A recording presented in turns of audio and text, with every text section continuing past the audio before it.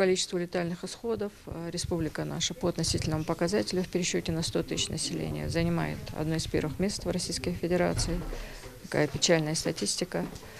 Эпидемиология развития заболевания остается по-прежнему, как мы говорили раньше, идет она через семейные связи, через родственные связи.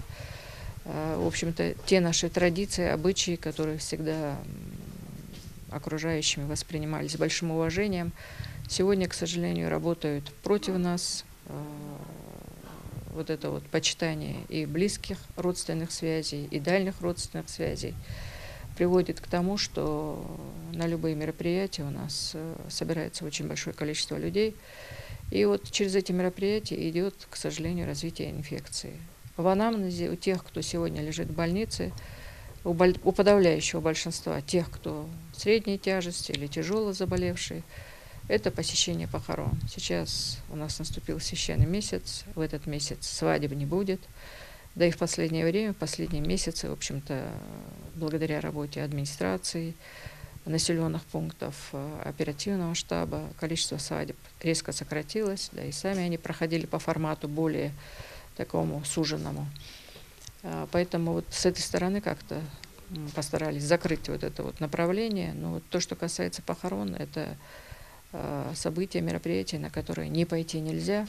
Но тем не менее нужно ограничить время посещения этого двора, где проходят похороны, и не засиживаться, чтобы люди не собирались, не сидели долгое время.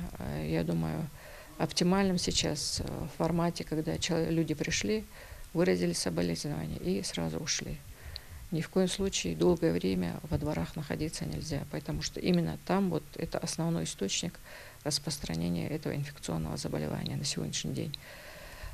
Хотелось бы еще раз подчеркнуть, что все те профилактические меры, которых просили, о которых предупреждали, они, в общем-то, продолжают работать. И при минимальном, скажем, внимании человека и к себе, и к окружающим, можно избежать и своего заражения, заражения в тяжелой форме, избежать того, что вот вы были где-то на мероприятии, пришли домой, и от вас пошло заражение, болеют дети, болеют близкие члены семьи, инфицируются дети. К счастью, нужно сказать, что несмотря на то, что среди инфицированных у нас есть дети до 14 лет, в нашей статистике вот именно эта возрастная категория, она занимает где-то 6%.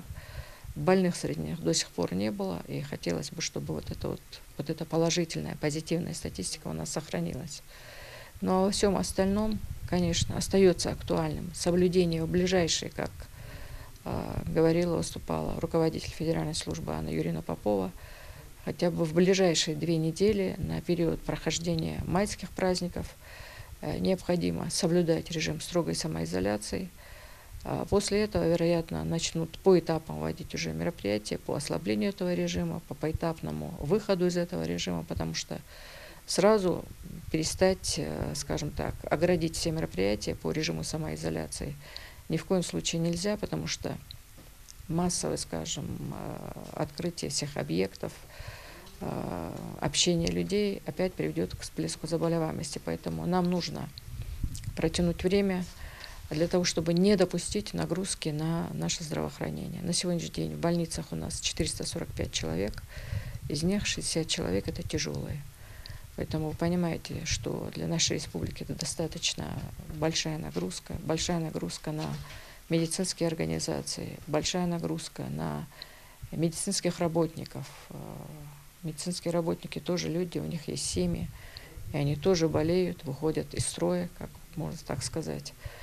Поэтому для того, чтобы не было вот этих вот чрезвычайных каких-то ситуаций, чрезвычайных мер, необходимо прислушиваться и к медицинским работникам, и к санитарной службе, и к общественным деятелям, которые, в общем-то, и с экранов, и по радио, и в социальных сетях. Все мы говорим одно и то же. Призываем беречься, призываем применять все те простые, нехитрые меры профилактики, которые, если даже не уберегут вас от заболевания, но они приведут к тому, что вы переболеете в легкой форме, потому что тяжесть заболевания зависит от количества инфекта, который попадет в ваш организм. Поэтому любое средство индивидуальной защиты оно работает, оно играет свою положительную роль и в профилактике заболевания, и в профилактике распространения, и в профилактике тяжести этого заболевания.